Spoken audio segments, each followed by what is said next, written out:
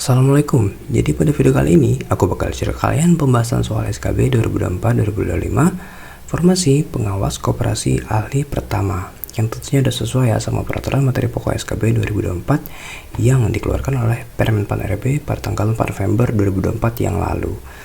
Oke, nah apa aja sih materi pokok dari pengawas koperasi ahli pertama? Nah, nanti yang akan diujikan itu ada dua kemampuan ya, kemampuan umum dan juga kemampuan khusus.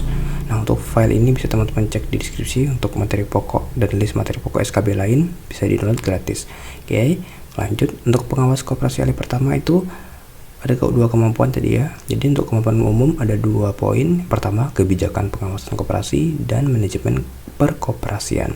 Untuk kemampuan khusus ada pemeriksaan koperasi, penilaian kesehatan koperasi, penyusunan laporan hasil pemeriksaan, dan pemantauan tindak lanjut hasil pemeriksaan. Oke, jadi itulah materi pokok yang akan diujikan pada tes SKB Formasi Pengawas Koperasi Ahli Pertama. Kita lanjut atau kita mulai ke soal nomor 1. Oke, soal nomor 1.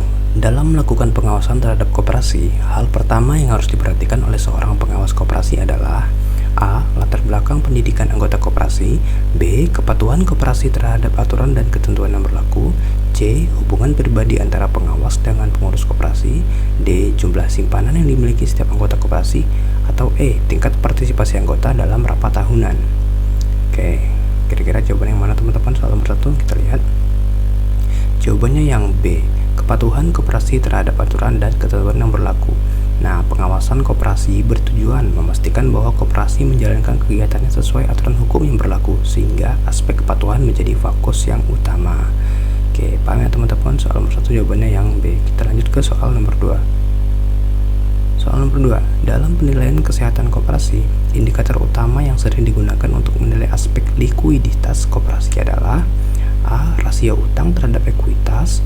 B. Tingkat keuntungan koperasi. C. Rasio aktiva lancar terhadap kewajiban lancar.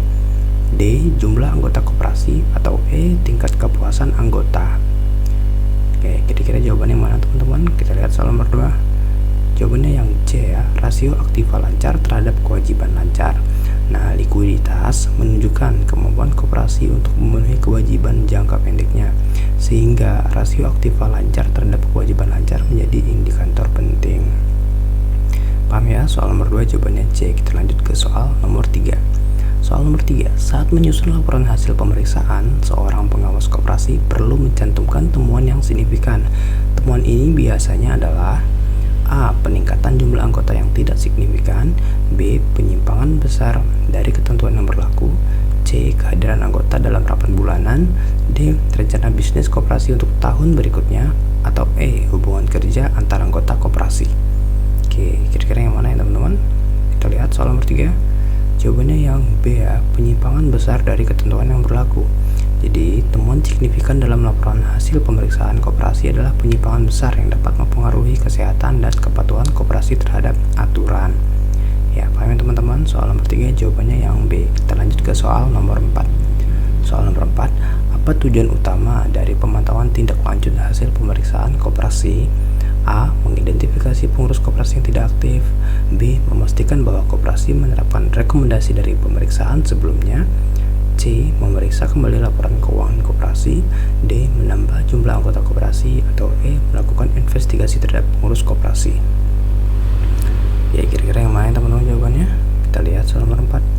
Jawabannya yang B. Memastikan bahwa koperasi menerapkan rekomendasi dari pemeriksaan sebelumnya. Nah, pemantauan tindak lanjut bertujuan untuk memastikan koperasi telah menindaklanjuti rekomendasi pemeriksaan agar perbaikan yang dibutuhkan benar-benar dilaksanakan. Oke, paham ya teman-teman? Soal nomor 4 jawabannya B. Kita lanjut ke soal nomor 5. Soal nomor 5, dalam manajemen koperasi, prinsip demokrasi biasanya tercermin dalam A. Penunjukan pengurus tanpa melibatkan anggota. B. Sistem pengambilan keputusan berdasarkan musyawarah. C. Pemilihan pengurus oleh pemerintah. D. Penggunaan jasa konsultan untuk keputusan bisnis. Atau E. Alokasi keuntungan berdasarkan modal yang disetor. Oke, kira-kira jawabannya yang mana teman-teman? Kita lihat soal nomor 5. Jawabannya yang B ya, sistem pengambilan keputusan berdasarkan musyawarah. Nah, prinsip demokrasi di koperasi tercermin dalam pengambilan keputusan melalui musyawarah. dengan partisipasi aktif dari semua anggota. Oke, jadi soal nomor 5 jawabannya yang B.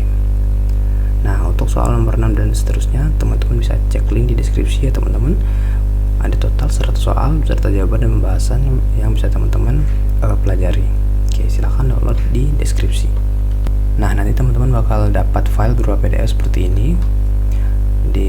Di halaman awal ada list materi pokok dari pengawas koperasi ahli pertama, agar teman-teman bisa recall kembali apa-apa aja yang bakal masuk dalam soal CPNS SKB formasi pengawas koperasi ahli pertama.